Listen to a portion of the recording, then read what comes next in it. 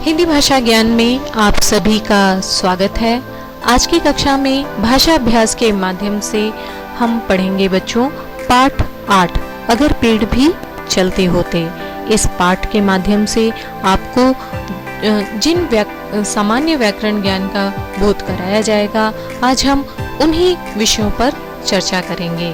तो पहला प्रश्न है, कविता अगर पेड़ भी चलते होते में आई पंक्तियों को पूरा कीजिए। बच्चों, पिछली कक्षा में आपने कविता को पढ़ लिया था। आज की कक्षा में हम कविता के आधार पर दिए गए रिक्त स्थानों की पूर्ति करेंगे। आपकी सहायता के लिए हेल्प बॉक्स में शब्द दे रखे हैं, आपको उन्हीं शब्दों से रिक्त स्थान की पूर्ति करनी है। तो शुरू करें। अगर पेड़ भी चलते होते, कितने मजे हमारे होते, बांध तने में उसके रस्सी, जहां कहीं भी ले जाते, है ना। अगला प्रश्न है, दिए गए शब्दों के उल्टे अर्थ लिखे। उल्टे अर्थ बच्चों यानी जो शब्द अपने से विपरीत अर्थ दे, यानी अपने से बिल्कुल अपोजिट अर्थ दे, उल्टा अर्थ प्रदान करे, उसे हम विलोम शब्द, उल्टे अर्थ वाले शब्द या फिर विपरीतार्थक शब्द भी कहते हैं। यहाँ पे हेल्प बॉक्स में शब्द दिए हुए हैं, आपको प्रश्न शब्द के सामने उनके सही उल्टे अर्थ वाले शब्द लिखने हैं। तो नीचे का उल्टा क्या होगा बच्चों? ऊपर। मधुर यानी मीठा, मधुर का क्या होगा? कटु, है ना। मधुर वचन बोलिए, कटु वचन मत बोलिए, है ना। ऐसे वाक्य आप सुनते होंगे, है ना।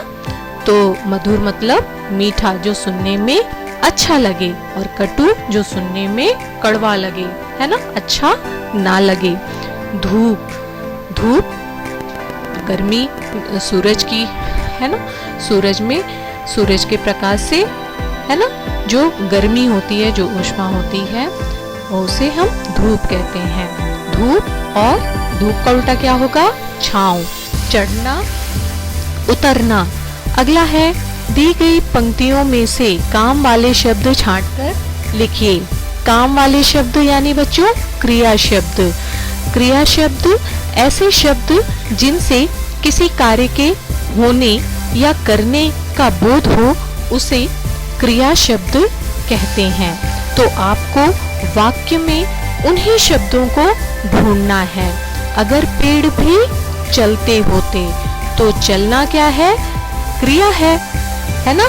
इससे पता चल रहा है कि व्यक्ति या पेड़ चल रहे हैं, है ना। तो चलना, तो काम वाला शब्द क्या होगा बच्चों? चलते। बांध तने में उसके रस्सी, तो यहाँ पे क्या होगा बच्चों? बांधना। रस्सी को कहाँ से बांधा जा रहा है? तने से। तो यहाँ पे क्रिया शब्द क्या होगी? बांध। उसके नीचे हम छिप जाते। छिपना, यहाँ पे क्रिया शब्द क्या होगी? छिपना, यानी काम वाला शब्द क्या होगा? छिप। ऊपर उसके झट चढ़ जाते। चढ़ यानी चढ़ना, कहीं पे जैसे छत पे चढ़ना, सीढ़ी पे चढ़ना, है ना, कहीं पर पहुंचना। तो यहाँ पे क्या काम वाला शब्द होगा? चढ़। अगला प्रश्न है बच्चों, इसमें आपको कविता में से ड़ा और ढा वाले शब्द छांटकर लिखना है ना। ये तो बहुत ही आसान है। आपको अपनी कविता उठानी है, भाषा माधुरी की किताब उठानी है, और कविता में से ऐसे शब्दों को छांटकर लिखना है जिसका अंतिम अक्षर ड़ा वर्ण हो और ढा वर्ण हो, है ना।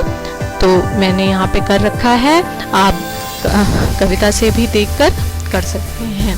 पेड़, कीचड़, तोड़, चढ़, बाढ़, पढ़ना। अगला प्रश्न है, कविता में सुस्ताते शब्द में शत अक्षर का प्रयोग हुआ है। आप भी शत से 3 नए शब्द बनाइए। बच्चों, जो अक्षर बिना स्वर की सहायता के बोले जाते हैं, उन्हें या तो हलंत लगा के लिखा जाता है, या फिर उन्हें उनके आधे स्वरूप में लिखा जाता है। आपको पता है बच्चों, मैंने पहले भी बताया है कि स्वर के उच्चारण में किसी और ध्वनि की आवश्यकता नहीं होती, लेकिन व्यंजन के उच्चारण में हमेशा स्वरों की सहायता ली जाती है, यानी स्वर के साथ ही व्यंजन बोले जाते हैं। लेकिन जब ऐसा नहीं होता, यानी हमें व्यंजन की हल्की व्यंजन की ध्वनि जो होती है, यानी उसका उच्चारण जो होता है, कभी कभी किसी शब्द में हल्का सा होता है, यानी थोड़ा सा होता है, तो ऐसी स्थिति में वहाँ पर व्यंजन स्वर रहित लिखे जाते हैं। तो कुछ अक्षर तो उनके नीचे हलंत लगा दिया जाता है और कुछ अक्षरों को उनके आधे स्वरूप में लिख दिया जाता है। यहाँ पर आप देख रहे हैं जैसे शा को आधे स्वरूप में लिखकर अगले व्यंजन के साथ उसको जोड़ दिया गया है। तो ऐसे ही शब्द आपको ढूंढकर लिखना है। तो बहुत ही आसान है। पहला शब्द रास्ता, पुस्तक, सस्ता, बहुत सारे शब्द हैं बच्चों, बस्ता, खस्ता, है ना, बहुत सारे शब्द हैं। आप इनके अलावा भी लिख सकते हैं। नीचे दिए गए शब्दों के बहुवचन रूप लिखिए। बच्चों, आपको पता है कि जिस संज्ञा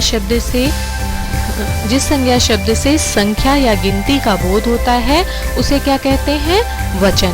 अगर एक संख्या का बोध हो रहा है तो एक वचन, और एक से अधिक संख्या का बोध हो रहा है तो बहुवचन। तो यहाँ पे जो आपका प्रश्न है वो सभी प्रश्न शब्द है, वो सभी एक वचन में है। आपको उन्हें किस में परिवर्तित कर देना है? बहुवचन में। बहुत ही आसान है ये तो।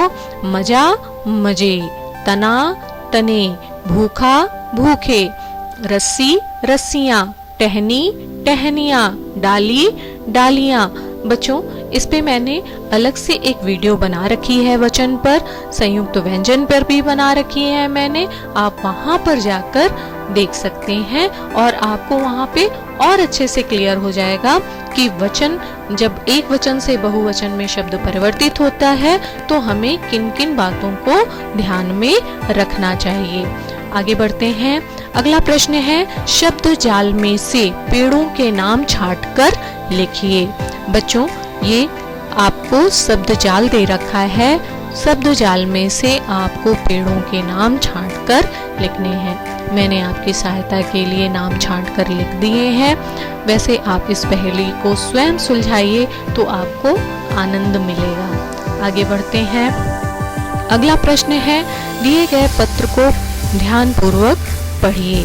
बच्चों, यहाँ पर आपको एक पत्र लिखा है जिसमें बच्चे ने अपनी नानी जी को पत्र लिखते हुए यह बताया है कि उसने अपनी कविता अगर पेड़ भी चलते होते पढ़ी और उसे कितना मजा आया, कितना आनंद हुआ और उसे किन किन बातों का बोध हुआ, उसके बारे में उसने अपनी नानी से विचार प्रकट कर रखे हैं।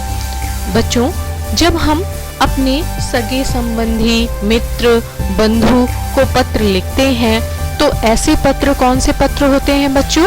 अनौपचारिक पत्र।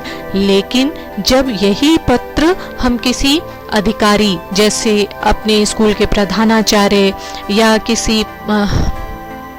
किसी ऑफिस में या किसी बिजली विभाग में या फिर किसी पत्रकार को या किसी संपादक को लिखते हैं तो ऐसे पत्र कौन से पत्र होते हैं? औपचारिक, है ना। पत्र दो प्रकार के होते हैं, अनौपचारिक और औपचारिक। औपचारिक पत्र अधिकारी को लिखा जाता है जिससे हमारा कोई पारिवारिक संबंध नहीं होता, और अनौपचारिक पत्र उन्हें लिखे जाते हैं जिन्हें हम जानते हैं, जो हमारे रिश्तेदार हैं या मित्र हैं या सगे संबंधी हैं, है ना। तो यहाँ पे जो पत्र आपको दिया गया है उसका स्वरूप कैसा है बच्चों? अनौपचारिक पत्र का। पत्र को आपको बहुत ही ध्यान से पढ़ना है और पढ़ने के बाद आप इसका अभ्यास अपनी उत्तर पुस्तिका में करेंगे। बच्चों, जिस तरह से आपको पत्र में जो जो चीजें जिस जिस स्थान पर दे रखी है ना, यानी डेट, एड्रेस और अभिवादन और क्या कहते हैं अंत में जो पूरा दिया हुआ है उसे विषय वस्तु उसे आप यथास्थान ही लिखेंगे। बच्चों मैंने पत्र पर भी एक वीडियो बना रखी है, आप उसे भी देखकर और अच्छे से समझ सकते हैं कि पत्र लिखते समय हमें किन किन बातों को ध्यान में रखना चाहिए, है ना।